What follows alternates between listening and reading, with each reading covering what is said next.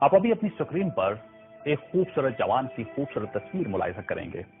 یہ شخص 3 ماہ پہلے تک دنیا کے امیر اور بااثر ترین لوگوں میں شمار ہوتا تھا۔ یہ دنیا میں تیل کی دولت سے مالا مال تیسرے بڑے ملک لیبیا کی دوسری طاقتور ترین شخصیت تھا۔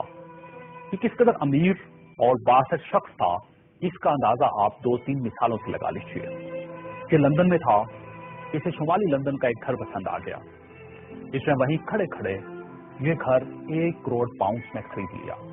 یہ پاکستانی روپے میں 1 ارب 40 کروڑ روپے بنتے ہیں۔ اسے 2009 میں مانٹی کارلو میں اپنی 37ویں سالگرہ منائی۔ یہ دنیا کی مہنگی ترین سالگرہ تھی، جس میں روس کے ایلومینیم ٹائکون اور لیک تیری پاسکا، سونے کی کانوں کے مالک پیٹر منک اور مناکو کے شہزادے البرٹ سمیت دنیا بھر کی مشہور شخصیات نے شرکت کی۔ یہ پینٹنگ خریدنے کا شوقین تھا۔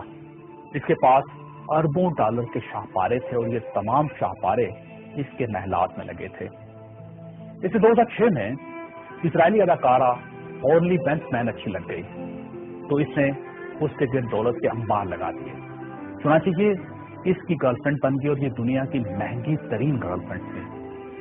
برطانوی وزیر اعظم ٹونی بلیئر اسے اپنا ذاتی دوست کہتا تھا اور اس پر 10 ڈاؤننگ اسٹریٹ کے دروازے ہر وقت کھلے رہتے تھے۔ برطانوی شاہی خاندان نے اسے کئی بار بکنگم پیلس اور ونڈسر کاسل میں لنچ اور ڈنر دیے تھے۔ یہ لندن اور پیرس میں پلے بائی کی زندگی گزارتا تھا اور اسے دنیا جہان کے قانون توڑ کر بہت خوشی ہوتی تھی۔ اس نے ایک بار پیرس کی شانزلیزے پر 120 کلومیٹر کی رفتار سے گاڑی چلا کر پوری یورپی دنیا کو حیران کر دیا اور پیرس کی سٹی حکومت کوشش کے باوجود اس کا چالان نہ کر سکی۔ یہ لیبیا کی انویسٹمنٹ اتھارٹی کا سربراہ بھی تھا اور یہ اتھارٹی دنیا کے کسی بھی ملک میں کسی بھی وقت $10 بلین تک کی سرمایہ کاری کر سکتی تھی اور یہ ایک بہت بڑا استحقاق تھا۔ اس شخص کا نام ناظرین سیف الاسلام ہے اور یہ لیبیا کے سابق حکمران کرنل قذافی کا بیٹا ہے۔ سیف الاسلام کرنل قذافی کا وارث اور ولی عہد بھی تھا اور اسے دنیا کا اس کے بارے میں خیال تھا کہ یہ کرنل قذافی کے بعد لیبیا کا حکمران ہوگا۔ یہ اس قدر بااثر تھا کہ کرنل قذافی کو نیوکلیر پروگرام طرح کرنے پر بھی کسی نے قائل کیا تھا۔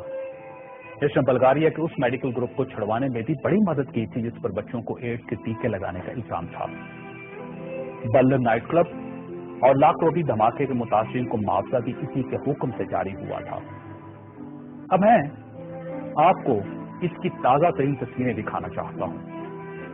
یہ سیف الاسلام 3 ماہ پہلے لیبیا کے چھوٹے سے قصبے اباری میں چھپ گیا۔ یہ 2 دن پہلے 19 نومبر کو قصبے کے ایک ایسے کمرے سے برآمد ہوا جس میں باتھ روم تک نہیں تھا اور یہ بدبودار پرانے کمبل میں لپٹا تھا۔ اس کی انگلیوں پر پلسٹر چڑھا ہوا تھا اور یہ پلسٹر بھی اس نے خود چڑھایا تھا کیونکہ اسے ڈاکٹر تک کی سہولت حاصل نہیں تھی۔ یہ سیف الاسلام اس وقت لیبیا کی موجودہ حکومت کے قبضے میں ہے اور پوری دنیا میں کوئی شخص اس شخص کو پناہ دینے کے لیے تیار نہیں جو 3 ماہ پہلے تک ملکہ برطانیہ کا شاہی مہمان بنتا تھا اور ٹونی بلیئر اسے مائی فرینڈ کہتا تھا اور پیرس کی کمپنیاں اس کے لیے خصوصی خوشبو ایجاد کرتی تھی۔ یہ ہے سوال اور یہ تصویر دنیا کے ان تمام حکمرانوں اور ان کے خاندانوں کے لیے عبرت کا سبق ہے جو اقتدار کو سب کچھ سمجھ لیتے ہیں اور جو اس دور میں مبتلا ہو جاتے ہیں کہ ان کے اقتدار کا درخت ہمیشہ سبز رہے گا۔ یہ تصویر دنیا بھر کے حکمرانوں سے چیخ چیخ کر کہہ رہی ہے کہ جو حکمران عوام کا اعتماد کھو دیتے ہیں ان کا یہ انجام ہوتا ہے۔ انہیں بدبودار کمبل بھی پناہ نہیں دیتے۔